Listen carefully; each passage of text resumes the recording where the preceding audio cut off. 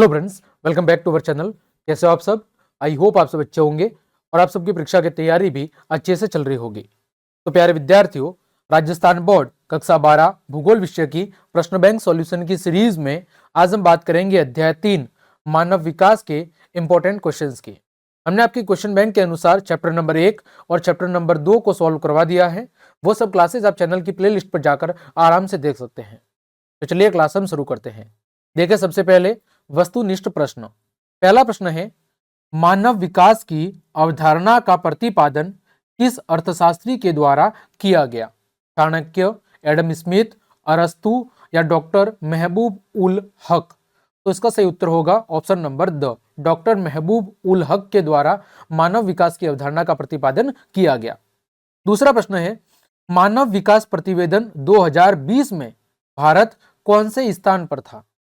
तो मानव विकास प्रतिवेदन 2020 में भारत की जो स्थिति थी वो थी 131वें नंबर पर। तीसरा है, अंतरराष्ट्रीय श्रम संगठन ILO ने मानव विकास के किस उपागम को प्रस्तावित किया था? तो इसका सही उत्तर होगा ऑप्शन नंबर द, आधारभूत आवश्यकता उपागम। चौथा है, निम्न में से किसका संबंध गुणात्मक परिवर्तन से है जो मूल्य सापेक्ष होता है? तो इसका सही उत्तर होगा विकास। पांचवा है, मानव विकास सूचकांक की शुरुआत कब हुई? तो मानव विकास सूचकांक की जो शुरुआत है वो हुई थी सन 1990 में। छठा है, मानव विकास प्रतिवेदन 2020 में किस देश का स्कोर सर्वोच्च था? यानी कौन सा देश सबसे एक नंबर पे था? तो वो था नॉर्वे। आगे, रिक्त स्थानों की पूर्ति करो। पहला है, वृद्धि का अर्थ खाली जगह परिवर्तन है। तो वृद्धि का अर्थ मात्रात्मक परिवर्तन से है। किससे है? मात्रात्मक परिवर्तन से। वही विकास का अर्थ किससे है? गुणात्मक परिवर्तन से। दूसरा, प्रोफेसर अमर्त्य सेन ने मानव विकास के किस उपागम की अवधारणा प्रस्तुत की है? तो इसका सही उत्तर होगा समता उपागम की। मानव विकास के समता उपागम की अवधारणा प्रोफेसर अमर्त्य सेन ने क्या की है? प्रस्तुत की है। तीसरा है, खाली जगह मानव विकास के सबसे पुराने उपागमों में से एक है। तो जो आय उपागम है, कौन सा उपागम? आय उपागम। यह मानव विकास के सबसे पुराने उपागमों में से एक है। चौथा, मानव विकास के खाली जगह स्तंभ होते हैं। कितने स्तंभ होते हैं? 4 स्तंभ होते हैं। आगे, अति लघुत्रात्मक प्रश्न। पहला प्रश्न है, वो है, मानव विकास की संकल्पना के 4 स्तंभ कौन से हैं? आपको 4 स्तंभ के नाम लिखने हैं। तो देखें, 4 स्तंभ के नाम क्या हैं? पहला है समानता। कौन सा है? समानता। दूसरा है स्थिरता। कौन सा है? स्थिरता। तीसरा है, वो है उत्पादकता। और चौथा है, वो है आपका सशक्तिकरण। कौन सा है? सशक्तिकरण। ठीक। दूसरा, मानव विकास से क्या अभिप्राय है? मानव विकास से क्या अभिप्राय है यह आपको बताना है। तो देखें, मानव विकास का मतलब क्या है, इसकी परिभाषा मैं इधर लिख रहा हूं, इसके सामने ही हम लिखेंगे कि मानव विकास, क्योंकि छोटा ही है तो मैं इधर पेन से ही लिख लेता हूं। मानव विकास लोगों की इच्छाओं तथा उनके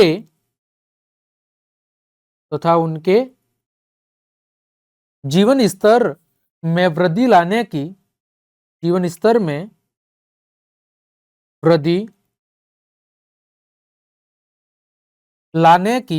एक प्रक्रिया है। जीवन स्तर में वृद्धि लाने की एक प्रक्रिया है ताकि वे एक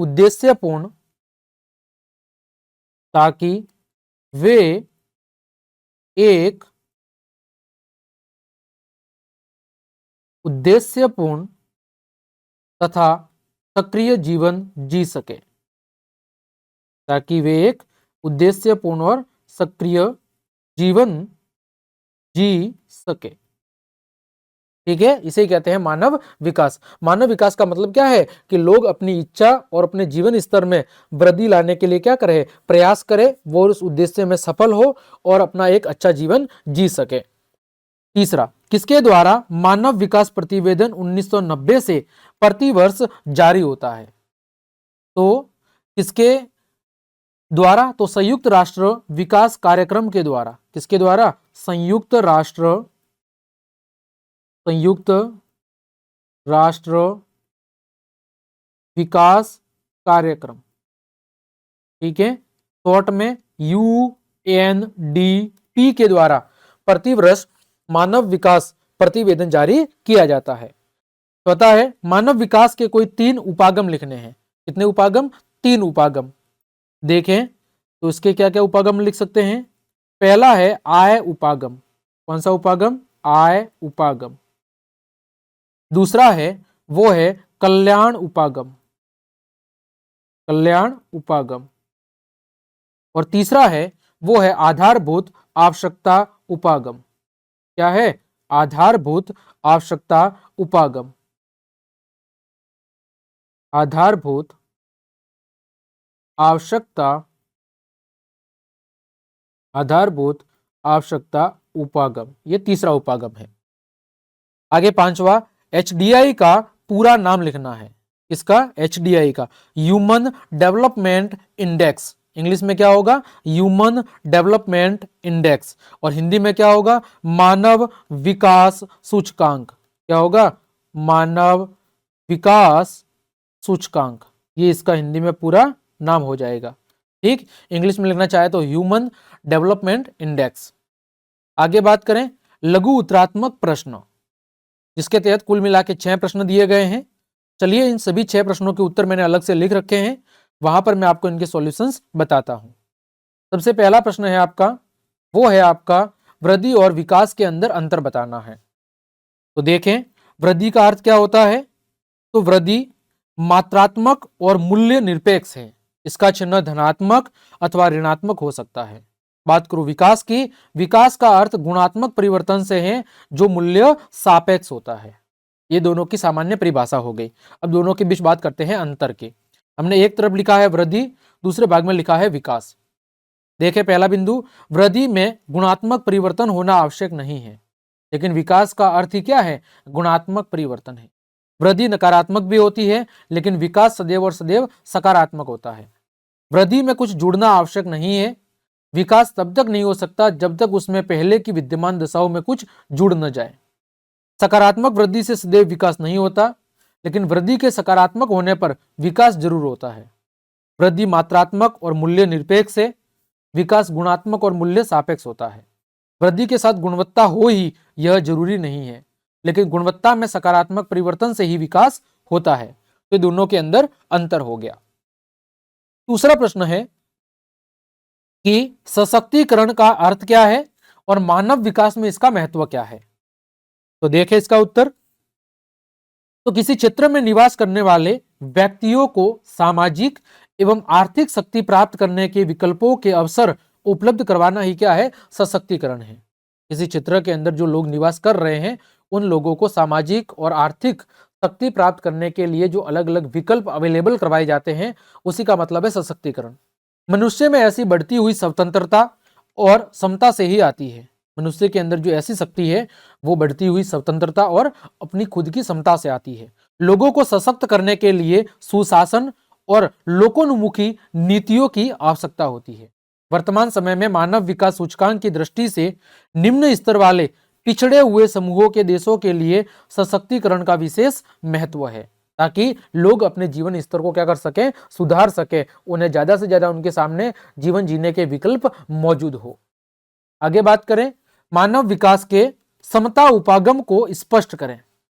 तो मानव विकास का जो समता आपका उपागम है, इसका प्रतिपादन किसने किया था? तो भारतीय अर्थशास्त्री प्रोफेसर अमर्त्य सेन ने किया था। उनका मानना था कि मानवीय समताओं का विकास करके उनकी संसाधनों तक पहुंच को बढ़ाया जा सकता है, और यही मानव विकास की क्या है? कुंजी है कि जो मानवीय समता है उनको क्या किया जाए? ज्यादा से ज्यादा विकसित किया जाए। जब मानवीय समताएं ज्यादा से ज्यादा विकसित होगी तो वो संसाधनों तक उनकी जो पहुंच है वो क्या हो जाएगी, बढ़ जाएगी, और वो संसाधनों का अच्छे से उपयोग कर पाएंगे। जब संसाधनों का अच्छे से उपयोग हो पाएगा तो मानव विकास ऑटोमेटिकली हो जाएगा। आगे बात करें प्रश्न संख्या 4, सतत पोषणीयता का अर्थ क्या है और मानव विकास में इसका महत्व क्या है।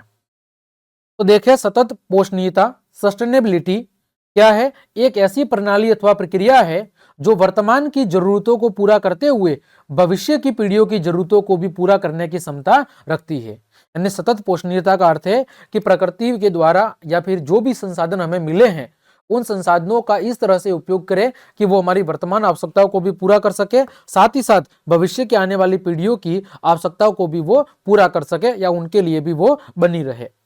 फिर मानव विकास में सतत पोषणीयता का महत्व क्या है, तो भविष्य की पीढ़ियों के लिए सुरक्षित भविष्य। तो सतत पोषणीयता यह सुनिश्चित करती है कि हमारे कार्यों से जो भविष्य की पीढ़ियां है उनके लिए संसाधनों की कमी न हो, उनके लिए भी पर्याप्त मात्रा में संसाधन उपलब्ध रहे। दूसरा है पर्यावरण संरक्षण। तो सतत पोषणीयता पर्यावरण को नुकसान पहुंचाने वाली गतिविधियों को कम करने में मदद करती है।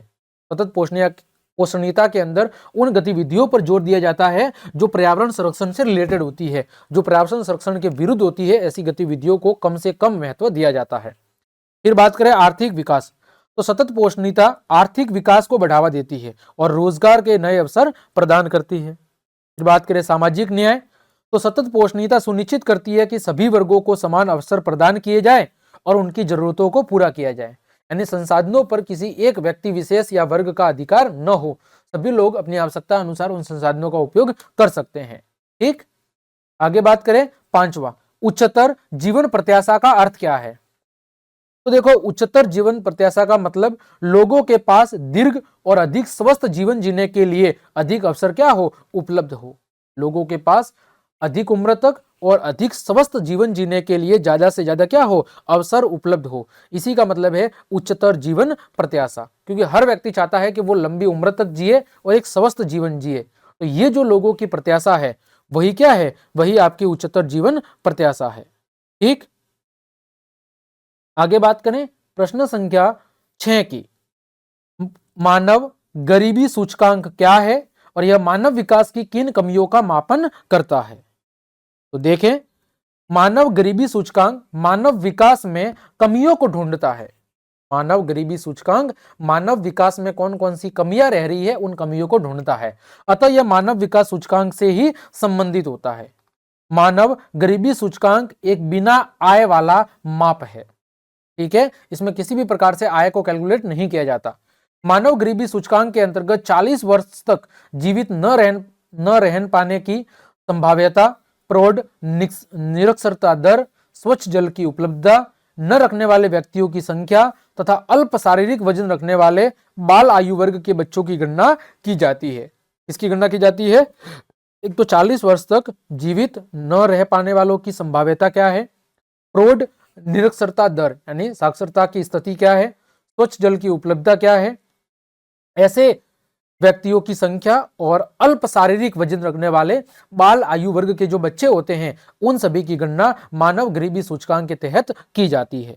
ठीक, तो प्यारे दोस्तों, इस तरह आज की इस क्लास में हमने आपकी भूगोल विषय के अध्याय 3 मानव विकास के जितने भी इंपॉर्टेंट क्वेश्चंस इस क्वेश्चन बैंक में दिए गए थे उन सभी के उत्तर बहुत अच्छे से जान लिए हैं। उम्मीद करता हूं सभी प्रश्नों के उत्तर आपको अच्छे समझ में आ गए होंगे।